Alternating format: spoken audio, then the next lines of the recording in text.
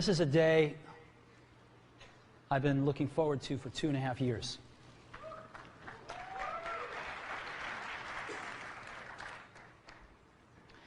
Every once in a while, a revolutionary product comes along that changes everything.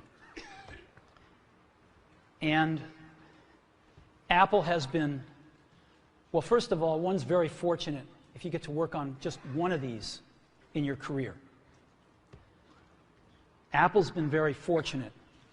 It's been able to introduce a few of these into the world. In 1984, we introduced the Macintosh. It didn't just change Apple, it changed the whole computer industry.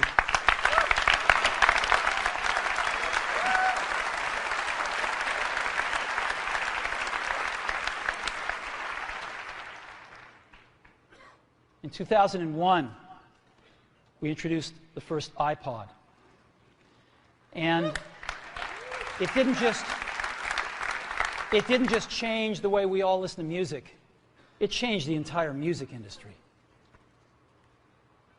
Well, today, we're introducing 3 revolutionary products of this class. The first one is a widescreen iPod with touch controls.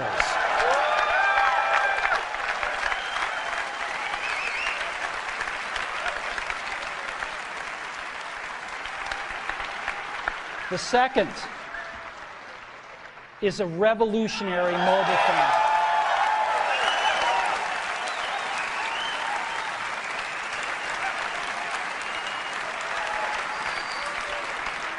And the third is a breakthrough internet communications device. So, 3 things. A widescreen iPod with touch controls, a revolutionary mobile phone, and a breakthrough internet communications device. An iPod, a phone, and an internet communicator. An iPod, a phone. Are you getting it? These are not 3 separate devices. This is one device. And we are calling it iPhone. Today, Apple is going to reinvent the phone. And here it is.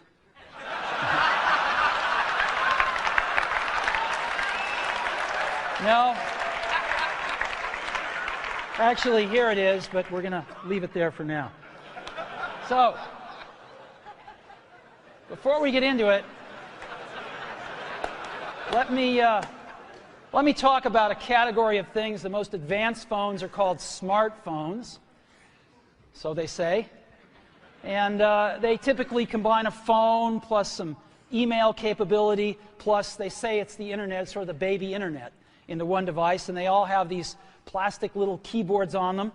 And the problem is that they're not so smart, and they're not so easy to use. So if you kind of make a Business School 101 graph of the smart axis and the easy-to-use axis, phones, regular cell phones are kind of right there. They're not so smart, and they're not so easy to use.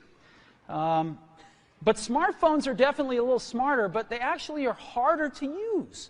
They're really complicated. Just for the basic stuff, people have a hard time figuring out how to use them. Well, we don't want to do either one of these things.